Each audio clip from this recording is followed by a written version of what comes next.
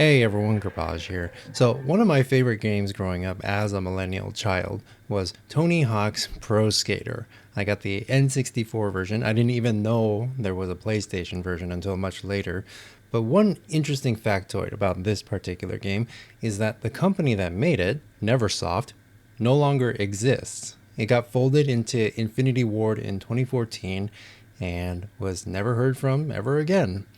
The parent company Activision still owns the IP, which is why the game got a remake in 2020, but the original team that made the original game doesn't exist anymore.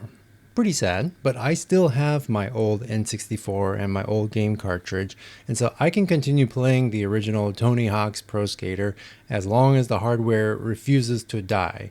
And it's a Nintendo, so it'll probably outlive me. The fact that Neversoft no longer exists changes nothing about that arrangement because that's how games used to work. You bought a game, you paid for a complete self-contained product that you could use as much as you want, regardless of what happened to the company that made it. Things have changed since then.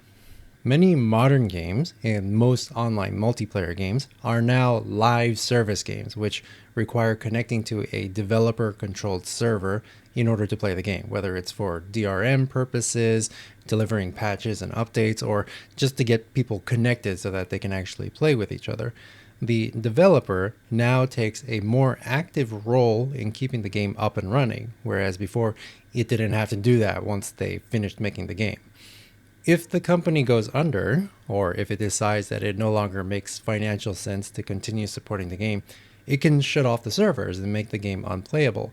And that kind of sucks because you spent real money buying the game, and maybe you even enjoyed playing it.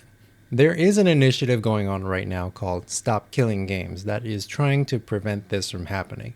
It's a petition to the European Union to try to get EU member states to start thinking about passing end-of-life legislation for modern video games that would dictate how game developers should handle sunsetting their games so that they don't become unplayable for the people that bought them.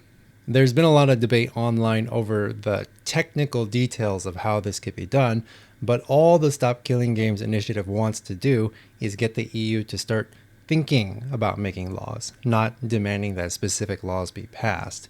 If the petition gets 1 million signatures, the EU is required by law to consider it. And so this could actually make real change happen. Right now, it's sitting at a little over 500,000 signatures. I would sign it if I could, but I'm not in the EU, so I'm not allowed to.